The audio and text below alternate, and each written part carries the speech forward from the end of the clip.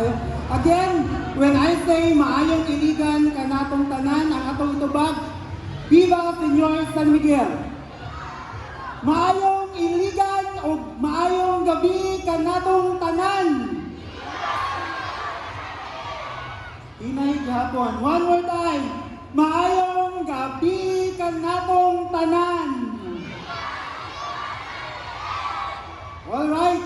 So dako kayo ang among pasalamat kay ania na usab kita karong gabi una, no? Sa atong tinuig nga pakigtapok aron atong saulogon, aron atong ipanata ang atong mga tagsa-tagsa kapanaad, pinaagi sa Diandi, pinaagi sa Eskrima, o ilabi na gayod, pinaagi sa komedya ni Senyor San Miguel. O mauna kini alang sa kasayuran sa tanan, ikatulong hugna na kini, sukat ni balik siya, kay dunay pipila kay gayon nga nawala ang komedya, ano? And then in 2022, it was again revitalized through the effort of one of the cultural movers in Iligan, si Miss Analea Sanson. Ato siyang tagaan o masigabong palakpakan. O gilabi nang magpasalamaton kami kay dako kaayo ang suporta sa atong lokal nga panggamhanan aron ma-realize o ma-revitalize o balik ang komedya o uban pang mga cultural tangible heritage sa Iligan. Kaya ang atuang dakbayan shortlisted as one of the 4 component cities sa tibuok nasod aron makadawat in 2027 sa UNESCO Heritage on the Creative City sa tibuok kalibutan. Okay, atong pakpakan. Dako kay natin siyang dungog o kining komedya, kining Eskrima, kining Diandi, kining mga heritage nato, Tartanilla, mga traditional folk arts sa ato ang mga Maranao, Higaunon o mga lumad settlers sa Iligan, mao kini ang atong ibala aron makuha nato kanang atong gidamgo nga usa ka dako kaayong award gikan sa UNESCO. That's one. Ikaduha, dako kaayo kinipod natong sa ulugon karong gabi una kay usa kini ka murag summa reunion. More than 30 years ago, usa sa mga giilado nga scholar, no, sa cultural scholar sa tibuok nasod, si Dr. Nicanor Chungson ang nag-study sa komedya o uban pang mga traditional performing arts sa tibuok nasod. Na karon dinhi after more than 30 years aron susihon niya og saksi sa ato ang pagabuhaton nga pasundayan. So, would I request Dr. Nick Chungson to kindly stand up so our audience can finally meet you.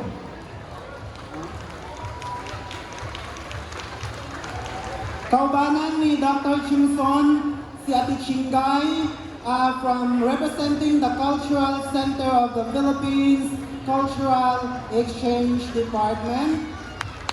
We also have Sir Jerry from the Ateneo de Manila University. We also have Sir Andres Piatro from the University of the Philippines in Diliman. And our esteemed guests, no, from various organizations, from various institutions in the country. So, usa kini kabilihon kaayo nga panagtapok kanato karong gabi una. Okay? So, gamay lang nga background ilabi na gayud sa ato ang mga kabatan-unan kay nakasentro ang celebration sa ato ang mga kabatan-unan dinhi sa Iligan. Kung maghisgot man og art, naa na in town, no, Kalois Ginoo, ang ilang consciousness naa na sa TikTok, no, si Kaya ng TikTok, naa na sa Instagram, naa na sa social media. Wala na kaayo nila na lakbitan, na estudyuhan ang unta ka importante ang mga heritage, cultural forms na naa sa ato ang community. We are very lucky that when we talk of traditional performing arts in Mindanao, Komedya is the only surviving form. No? Palakpakan nato ang iligan. Bisan ata ta mo ato sa Mindanao, kita lang ang upak na lang kini sa tibuok Pilipinas. So ato kini siyang balikan, ato kini siyang ila-ilahon karong gabiuna, and we're very lucky that the Ubaldo, can I hear our beautiful and energetic pupils from the Ubaldo Dilayo Memorial Central School? Where are you? Okay, thank you so much again.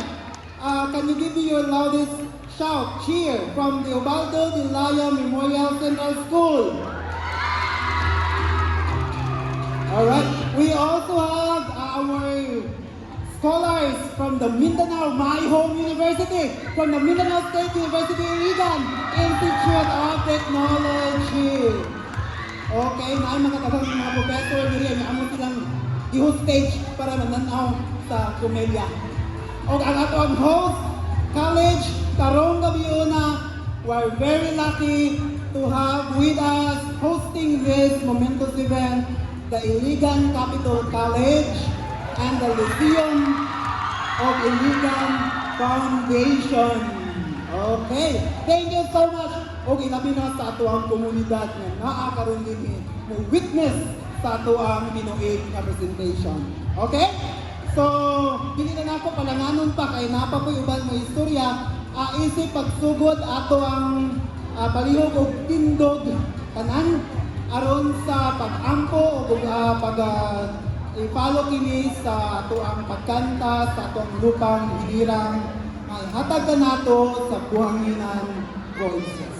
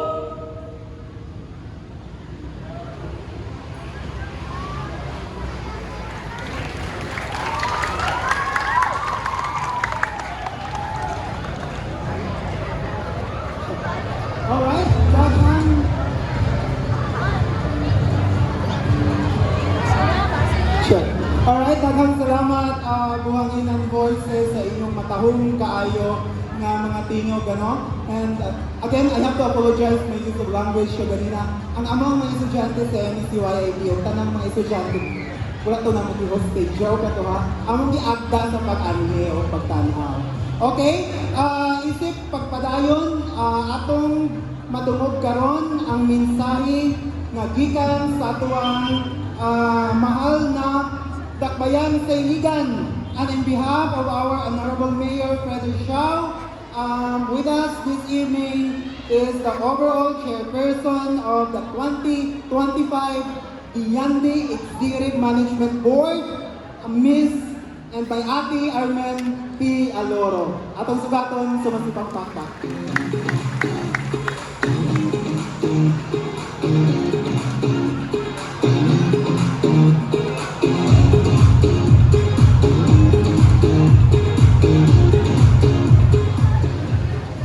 Mayong gabi sa inyong tanan.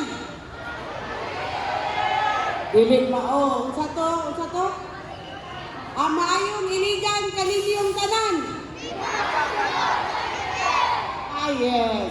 Viva si Dios San Miguel! Again, my respect to our visitors. Sir Nicanor Johnson, Sir, I'm so happy to see you. Ever since I'm also a cultural worker, I read your articles. First time ko po kayong nakita in person. To Dr. Amril Yaten, Sir, from UP, very young. And of course, from the Cultural Center of the Philippines. Maybe you forgot it already. I also trained there, Ma'am Chingay. I saw you also there. And from Ateneo de Manila, Jerry Respeto. Also Jerry, yes. Anyway, at all visitors, Analea, good job. For this year, of course, Hulma.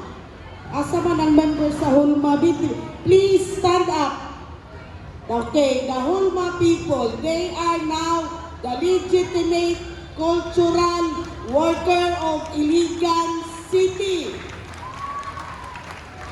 Daghan kay silang activities for this DMV 2025.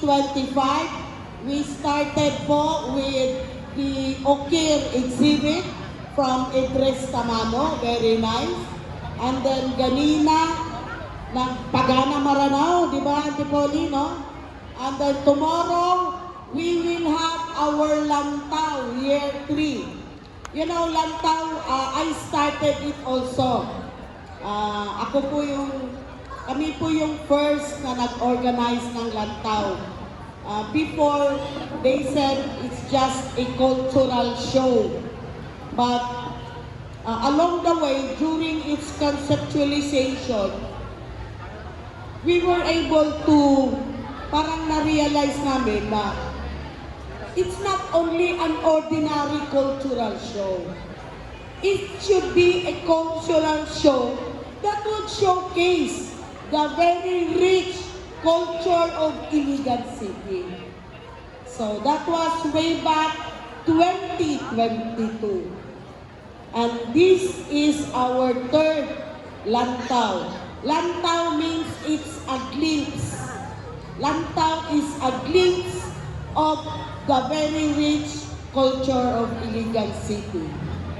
I was talking to the Sir Jerry and the one from UP that after this, we are now working on institutionalization of the cultural activities and shows of Iligan City through an ordinance para every fiesta meron na pong budget ang atong mga cultural activities.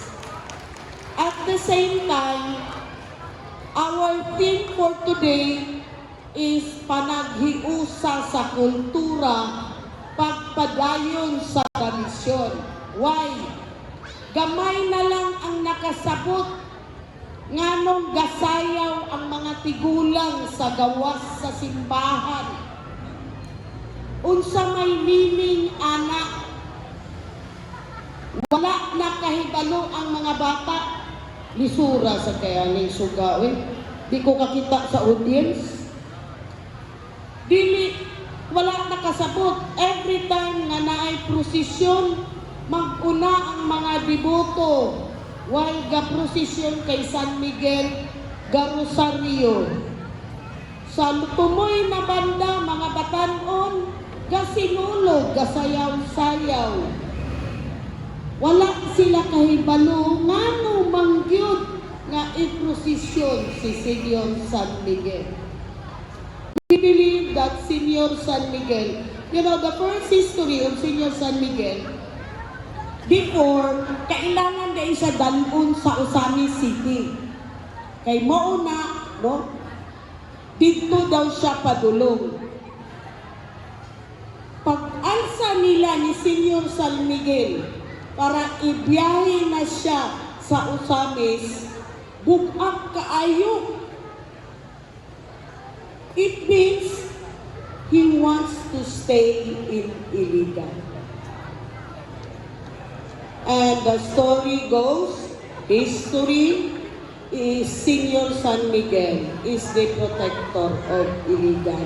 And we celebrate the feast of Senyor San Miguel dili lang September 29, kay that's bogid na iyang feast day. But we celebrate Senyor San Miguel 1 month.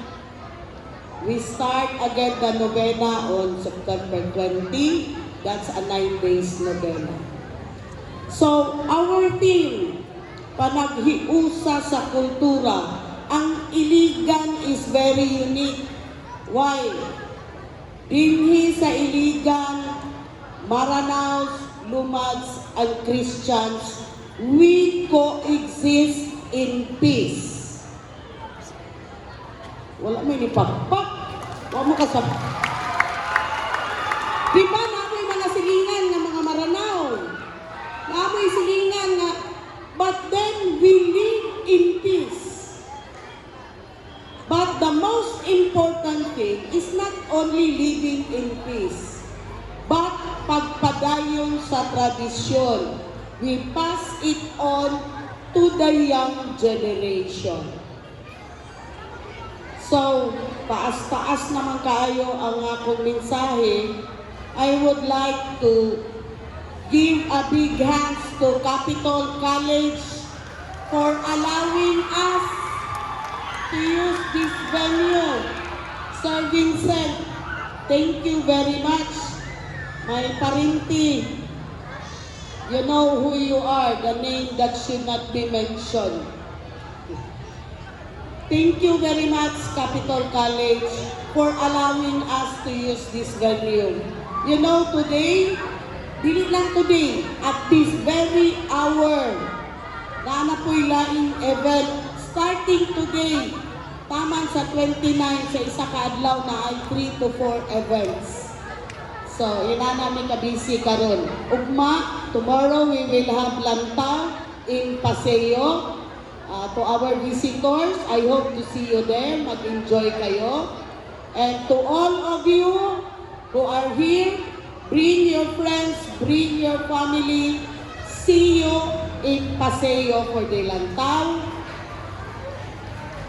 And of course, all of this will not be possible without the full support of our City Mayor, Honorable Frederick W. Siao. Atong pakpakan si Mayor Freddy Siao. Hinay ang pakpak. Pakpakan natin si Mayor Freddy Siao. Si Mayor Freddy Siao also advocates the love of culture. Pagkabaho bitaw niya na ang tema nato is about culture and unity. Ningon gid siya tumpak. So, with this, thank you. Enjoy the show. Nana ba si Hana? Wala pa. Okay, our city tourism officer, Miss Hana Padilla, also is coming. He will watch the show. And enjoy everyone to Analea and the Holma Group. Congratulations. Thank you and may gabi sa inyong tanan.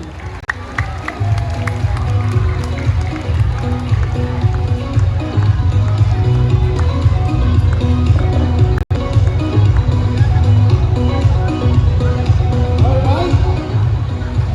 Again, atong palakpakan si Miss Armin Aloro sa iyahang bulawanon kayong mensahe karong gabi na. Sa dili pa kita magpadayon, public panawagan din sa tag-iya ining sakinan nga NQJ-686. Palihog lang ko kay naay mo gawas daw sa case, no? Daghang salamat. Alright, so pagpadayon kita, sa dili pa nato ma-witness ang komedya nga highlight karong gabi una. Duna usab kitay mga makita, no? Nga nakita ka nato, siguro some of you were able to witness this sa pagpakanaog niya atong September 20. Pagaunan kini ang atong pasundayag karong gabi una sa usa ka sayaw paghalad kining gitawag nato og tiyandi gikan sa mga katagahanan niini ang mga taga-Ilaya.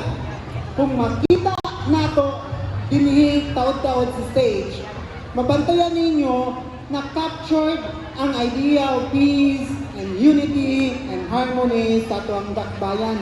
Kay dinha sa DND, this ritual performance is exclusively performed by female. This is an all-women performance. But in the performance, isa ka linya ni Ana nagrepresenta sa atong mga kaikso ng higaunon na nagsuot sa ilang sinuotang pambabayi.